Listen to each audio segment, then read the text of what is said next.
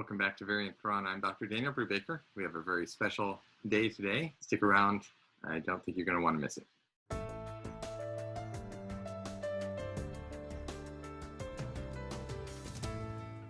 Welcome back to Variant Quran. I'm Dr. Dan Brubaker. I have as my guest today Dr. Asma Hilali. And you're going to want to hang around and hear our conversation as we talk about some of these important things. Asma Hilali is Associate Professor of Islamic Studies at the University of Lille. She completed a PhD thesis at École Pratique des Hautes Études in Paris and previously held a postdoctoral fellowship at the Martin Luther University in Germany. Her last publication is with Stephen R. Burge, The Making of Religious Texts in Islam, the Fragment of the Whole. And that was published in 2019. Thank you, Asma, for being here with us. It's a great honor to have you and a great time to have this conversation. Well, we have a lot to talk about today. However, before we get into some of the specific questions that I have for you, I wanted to just give a very broad overview of the field of your research, and that overlaps, of course, with the work that I do. But and I wanted to set the stage by talking about some of the big questions and open it up for you to give your perspective of what are the major, what is the lay of the land, what are the big questions in the field right at this very moment? I think the big questions in the field of Quranic studies are related. They are related to the main questions or the main issues raised since the 19th century Orientalism, especially the German Orientalism. That means the original text, the Quranic variants, and the chronology of the Quran. They are, of course, these questions are, of course, related. And searching for the original Mus'haf, for the oldest one, is mainly based on the study of Quranic variants and following the history of the Quran transmission as the Islamic sources taught us. The works on chronology took many new methods, and they are extremely improving in the last couple of the last decade, and we are nevertheless still turning in the same circle since Noldeke and since this parallel chronology that has been built parallel with what again the Islamic sources taught us about the different steps of transmission of the Quran to the Prophet and by the Prophet. Surprisingly, the field did not approach these concepts enough critically, in my opinion. Like, for example, the accumulation of discoveries of Quranic variants on the basis of manuscripts did not take into consideration enough, in my opinion, the historicity of the very concept of Quranic variant. And this is a subject, perhaps we go back to it Sure. when we talk about other topics. But I think the field of Quranic studies and of Quranic manuscript studies is in need of renewal of conceptual framework of studying the Quran. This is how I see the field today.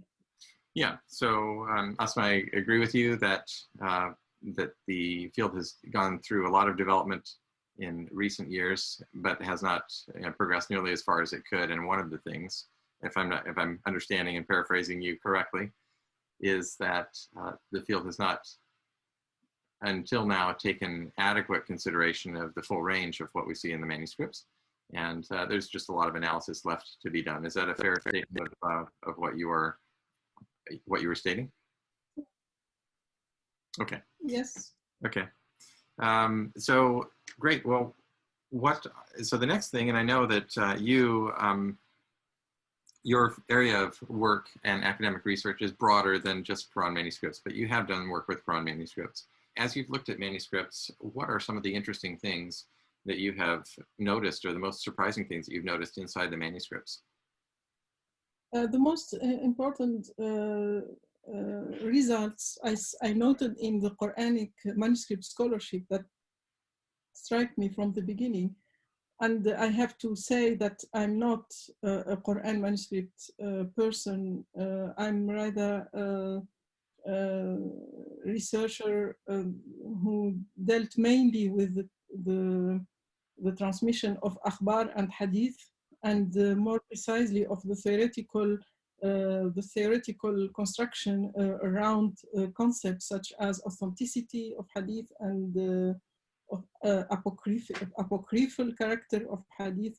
So my study on the Quran occur in since 10 years and is related to specific concern I have with the way we study the transmission of text in Islam. And in my opinion, the transmission of religious material should be taken as a whole. That means when we study the transmission of the Quran, we should take into consideration the transmission of the other texts like hadith, like akhbar, like qasas, like all the material that has been transmitted in the same time and sometimes in the same context, in the same circles of transmission. So this is how my interest with the Quran grew. And progressively, I found myself somehow by coincidence, I found myself in front of the Sana'a palimpsest. And this is how I started my experience with editing Quran material, even if I already edit before manuscript of other genre. So what was, by this I'm saying that sometimes I look at the field from outside because I'm somehow new in this field. So what surprises me most is that despite this big interest with the codex and with the question of what is the oldest vestige of Mus'haf we have, and as you know, this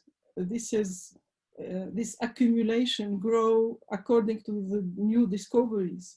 So it is at some moment we talk about the Sana'a leaves, and then we talk about the Tübingen Quran, and then we talk about the Birmingham Quran. So it's a question that will be always updated according to what we discover. Despite this activity of accumulating layers of new discoveries, we still do not have what is called the Uthmanic Mus'haf. And we don't have a complete Quran that we could identify as the Uthmanic version. That means the version that has been considered, that is considered by the Sunni Muslims as the reference, as historically accurate, and as the canonical Quran. We do not have neither the companion codices Masahif.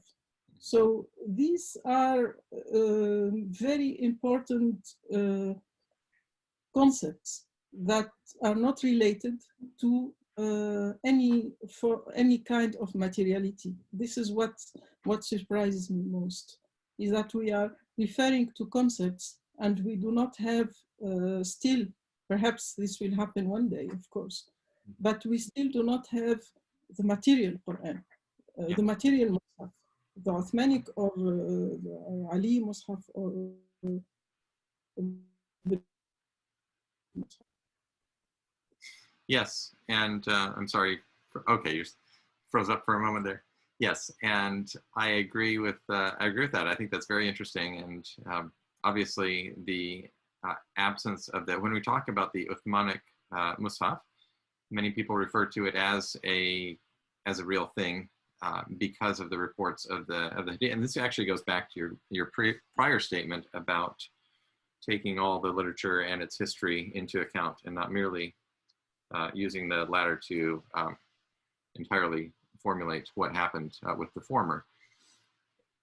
So it is interesting that we talk about the Uthmanic Mus'haf as a thing, and it may well have been a thing, but when it comes to the manuscripts, we have perhaps shadows of it, but we do not have either a complete representation of what would be called the Uthmanic Mus'haf, to my understanding, and nor do we have any of the regional codices that have survived. And obviously this has come up in discussions probably with you and you and others, and I know that people have brought it up with me, and I have speculated on possibly the meaning of this. It has been mentioned to me that while these would have been very heavily used, and so they would have been worn out, and that's why they didn't survive. And I'm not sure that I find that to be a very compelling argument for what might have happened to them, but certainly it is possible. That would be one explanation. Yes, of course, what I say does not mean that they're not historical, or there's a little possibility that they exist. Of course, the work like Michael Cook's important work that showed that very probably the companion codices did exist is, of course, very crucial and is important. But I'm just saying that we don't have the material Quran, the materiality of this codex. We cannot study this until the moment. Of course, perhaps someday we will. Yeah, at least not that we've identified so far. We may have some pages of the regional codices. We just have not, so that brings us to a later question of how much material there is remains to be done, how much work there remains to be done on it. So then turning now a little bit toward your own research, Asma, what are some of the questions that are prominent in your own research, not merely limited to the manuscripts, but also just more broadly? Tell us a little bit about that. What I'm most interested with in my work is the relationship between the different religious genres. And this is the relationship between the different genres, including the possibility of interaction and overlapping between different religious genres. Of course, I'm talking about the pre-canonical period. I'm talking about the period of what we call the early Islam and the early teaching milieu, in which the transmission of the material of Quran, of Hadith and Maghazi, etc., took place at the same in the same context, and was carried by the same actors, and sometimes written down in the same material. And this is something that has been already proved by experts in papyrology and early documents, etc. But in my opinion, this should be investigated more deeply, and we should take benefit of this information about this cohabitation. I don't know if you say it in English, this coexistence between different religious genres, in order to understand how this interaction, or this very closed channels of transmission affected the growth of all these genres. And this might also inform us about the tools of canonization of both the Quran, the Hadith, and the other material. Statement, it's not, of course, my idea, but it's this is an idea that we find in many works like Fredon or Albrecht Knott or Stefan Leder, all the experts of biggest experts of transmission of religious material. And in my opinion, the Quranic studies should take benefit of all these studies and should not be a closed discipline that is based only on the study of the Quran text, because the Quran has never been isolated from other texts. We take, of course, a big debate on the relationship between the Quran and the biblical material taking Yes. place in a long time. Mm-hmm. And I think we should add to this important debate other genres that have been also that have played an important role in the history of the Quran, in my view. Is there anything beyond the biblical, and by biblical I mean not merely the biblical text, but the traditions surrounding the biblical text and the various sects and so forth? Is there anything beyond that general flow and stream of things that you think to be particularly significant, or that you've become interested in looking at in relation to the Quran? In the biblical Quranic studies? No, I mean, in addition to, obviously, as you mentioned, there's been a great deal of attention and more, I think, it's certainly not exhausted by this point, but there's been a great deal of attention to, for example, whether you call obviously it's a fraught topic to talk about biblical influence upon the Quran or biblical sources or anything like that, but there's been a great deal of attention upon the relationship between the Quran and the earlier biblical material, including the rabbinic traditions and the other Christian sects, and the development of the Christian tradition. Is there anything outside of the sort of what we would call the Christian tradition and Christian texts that you think might be important in this area? And I think there is. I'm opening up the question for you. I think I'm very curious to learn more about how these different material interact, not on the level of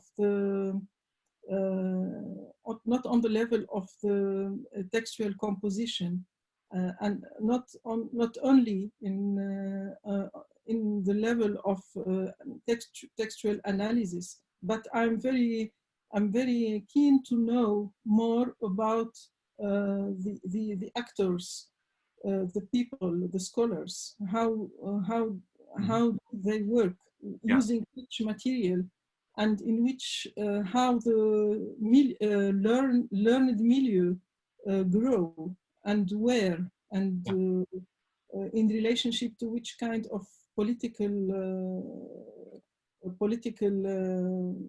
decision, or in which kind of political institutions. I think all this information, we miss all this information in our field, and I think we need a deeper investigation in this level. At this level, of course, I can imagine the answer is that we don't know anything about the 7th century, and but I think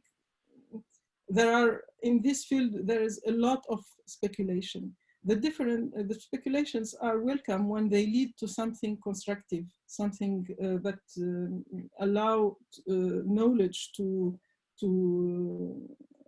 grow and to progress. So we still can also speculate on this aspect, in this aspect, by trying to identify who are, for example, the translators of the biblical material, and it's, for example, it would be much more interesting to know if we identify an intertext or between, for example, the Quran and the Bible. It would be very interesting to know what are who are the translators of the material, who are what kind of workshops work on. And by translators of the material, you mean, for example, translators into Arabic? Oh, sorry. Yes. Into Arabic, yes. Mm-hmm. Yes. I agree. That would be important and relevant. I'm sorry, I didn't mean to interrupt you. We had a little bit of a lapse on the video there. I think that's very important, and there have been linguistic studies as well. Obviously, who are the translators, and what are, and that leads to the related question of, were there some exegetical tradition or other things, for example, were they influenced by the way in which things were translated? I think that's the underlying import of what you're saying. We're running through our time here, but I don't want to miss the opportunity to get into the main thing that I think many people are interested in. And I know that you have moved on in your research from your work with the Sunnah palimpsest, but we can't get away from this interview without talking about that, because you are one of only a very few number of people who have published and researched at a high level on this manuscript. And so your book is called the Sunnah palimpsest, and there it is up on the screen. So I encourage everybody to go out and buy that book if you don't have it, as well as the other book that we mentioned. And so what I wanted to do is just spend a couple minutes talking about that, Asma, if you can remember the research that you have done on the Sunnah palimpsest. It's been a little while now, but it is of interest now to people as we look back at these things. And sometimes this research that we do takes a life of its own after a period of some time. Asma, when I did it in an earlier video with, I made a brief introduction of what a palimpsest is, and just so that people, if they haven't seen that, they understand what we're talking about in a palimpsest is, it is a special kind of manuscript in which something was written, and then it was later washed off or erased, and then it was written again, or the manuscript page was reused. And sometimes what is rewritten on the page is completely different material, and in some cases it is the same type of text. And in the case of the Sunnah palimpsest, what we're talking about is earlier, what was first written is something that can be identified as Quranic or Quranic type of material, and that was washed off, that was corrected, and then later completely washed off, and then rewritten over with more Quranic material. And so obviously this is interesting because of all the questions it raises. Why was it washed and rewritten? What are the two different, what are the differences between the lower, which would be the earlier text when we say lower text, and the upper text, and so forth. And so you went and wrote about this in your book, and you also created some charts of some of the differences between the lower text and the upper text, and also between both of those texts and the rasam of what is now the standard or considered the Uthmanic text traditionally. And so we want to talk about that for a few minutes. And the other thing I wanted to note, and this is to hear from you, but to just observe that I have compared your chart with my own research on mainly on later Quran manuscripts, and not found too much overlap in terms of corrections, in terms of what is corrected on that, or in terms of variance. Although when I'm looking at variance, I'm looking mainly at what's been corrected. I haven't looked at the broader text. But just to note that there hasn't been too much overlap, particularly between the lower text and what I have found in later corrections. So that to say, you have comments on the lower text, the characteristics and features of the lower text and of the upper text, I think. Yes. So thank you for this question on the book. Let me just precise that, made a little precision, that this book is mainly an edition. Yeah. The most important part of is edition. So I'm not, this monograph doesn't have the pretension to bring a new theory about the Quran. It's in itself an exercise of an edition. That means making available material. Yeah. It's very difficult to access physically. That means in Sana'a, in Dar al-Makhtutat, and also in terms of circulation of the photos. As you know, all the photos are not available. Yeah. So making available an edition is a way to open the discussion, and this is what I attempt with this book. The most important thing in the Sana'a, what we call the Sana'a palimpsest, that means the manuscript 27.1 held in Dar al-Makhtutat, is that it's an incomplete Quran, the way, according to the Quran we know today. It is supposed to be completed by some scholars. Suppose that it could be there's another part of the manuscript in another part of the library. We are still waiting to confirm this idea. To speak about the Quranic variants that occupy the most important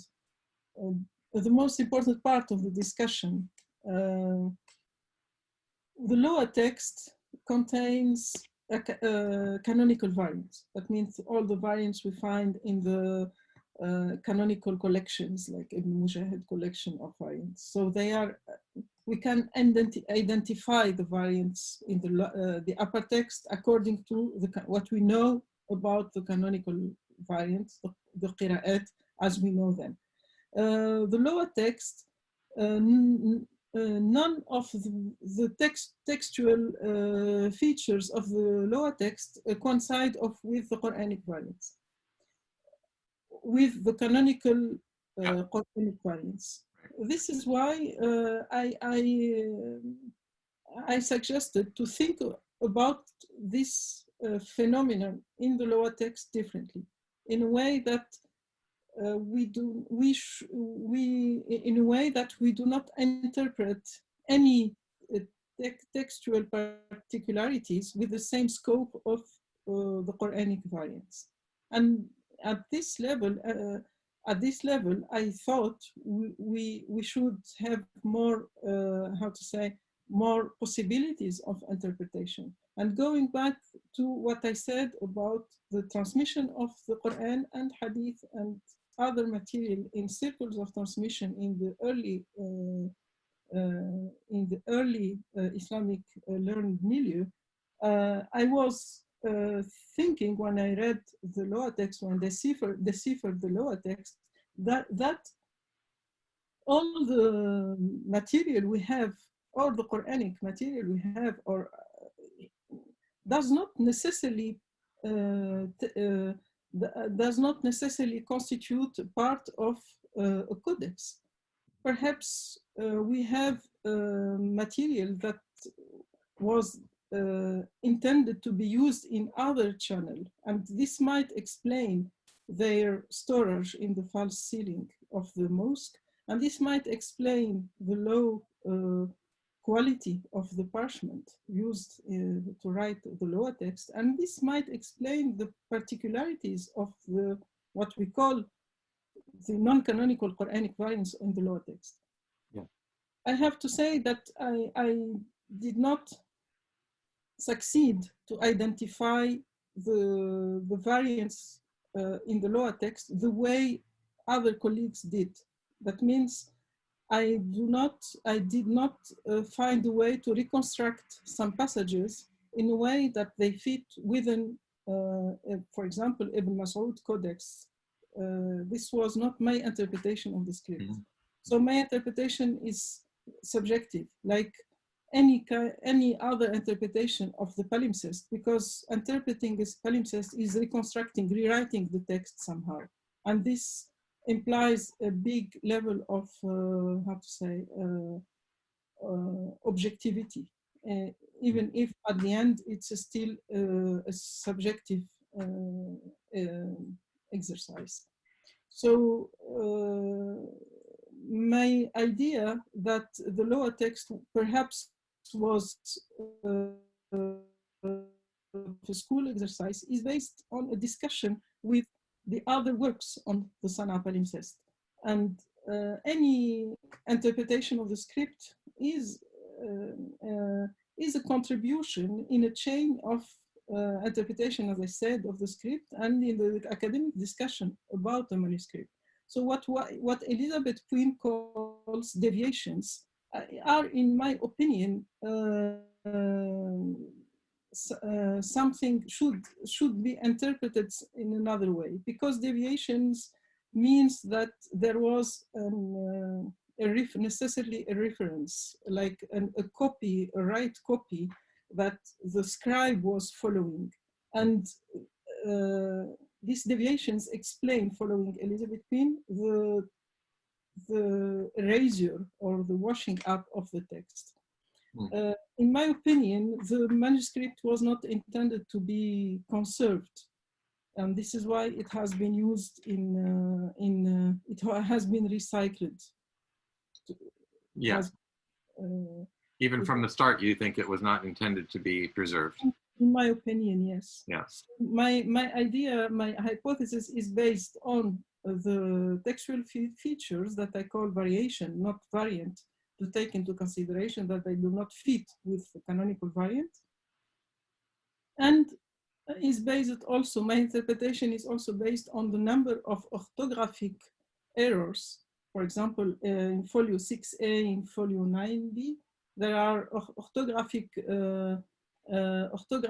errors made by the scribe and corrected by the scribe himself or herself. Mm-hmm. They are not corrected by a corrector hand, but they're corrected by the same, using the same ink and by the same scribe. Mm-hmm. So, but the most important part of the manuscript is, of the lower text, is the reading instruction. This reading instruction made me think that this might be a school exercise. This reading instruction we find in folio 5a is at the beginning of chapter 9. This reading instruction says, do not say in the name of God at this level of the Quran. لا تقل بسم الله.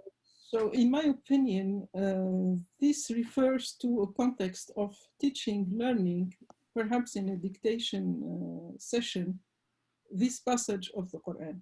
Yeah. And this what made me think about a school exercise. Mm-hmm.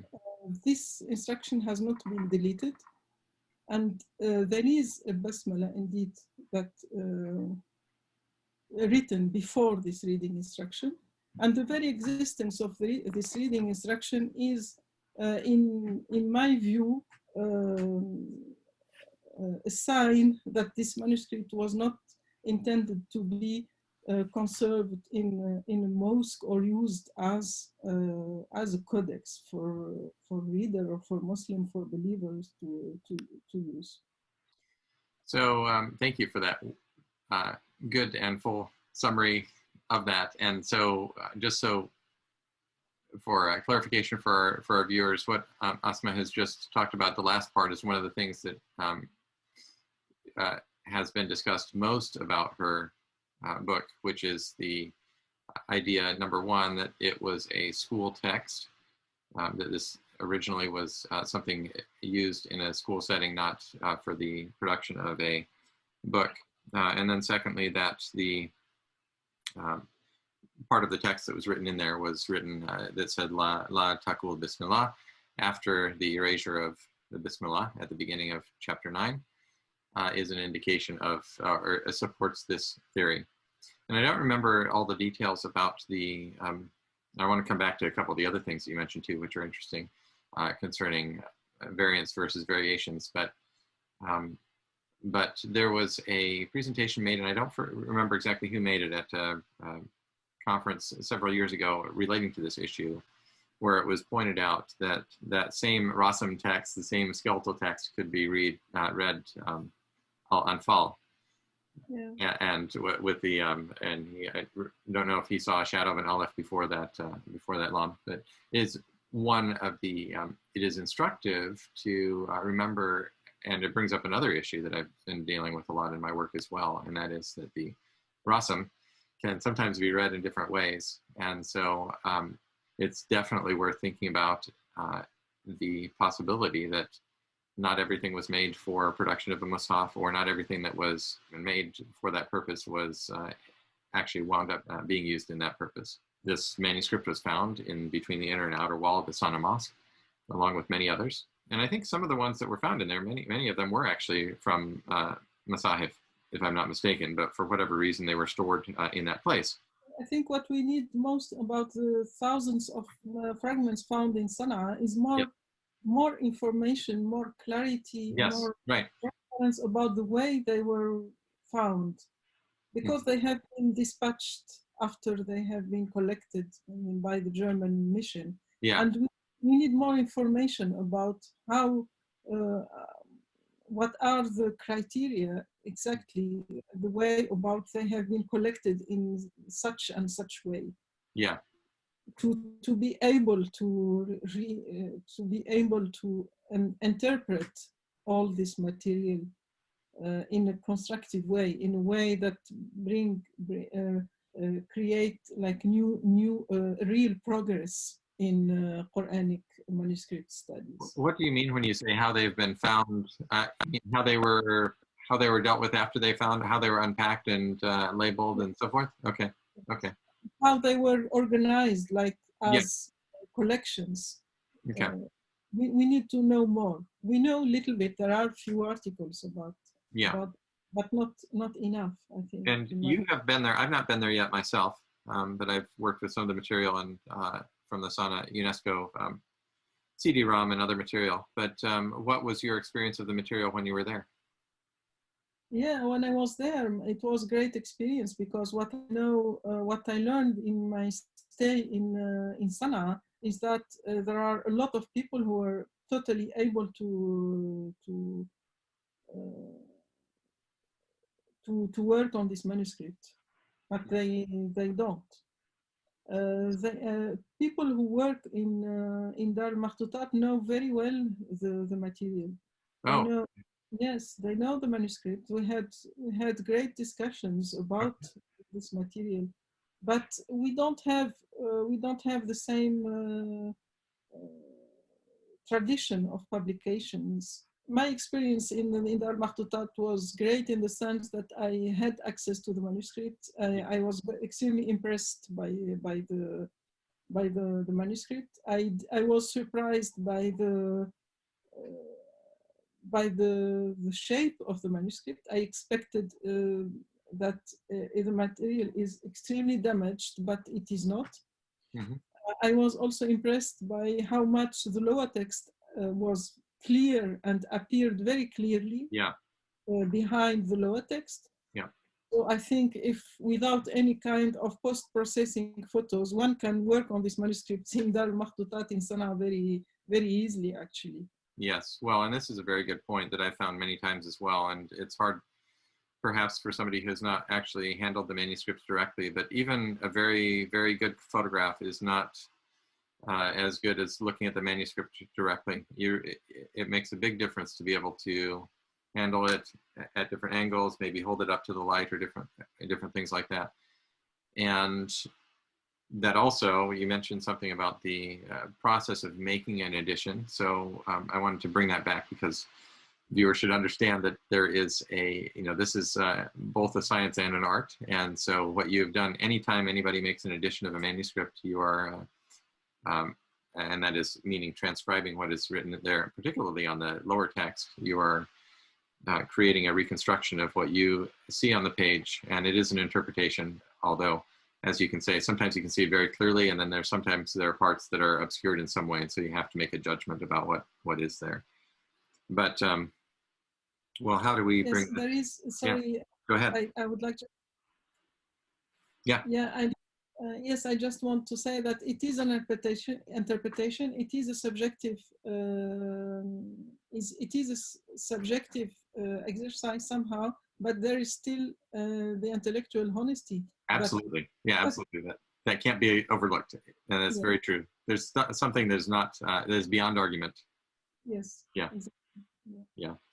Yeah, that's right. And so the other people, well, I mean, you mentioned in passing Elizabeth Quinn and her work, and just to note that there are other people who have done work on this, and you've worked from different photographs, and the working from different starting material makes a difference sometimes in the and taking all these things together is very important in order to be able to make a this is why we do what we do, is we contribute to a larger discussion.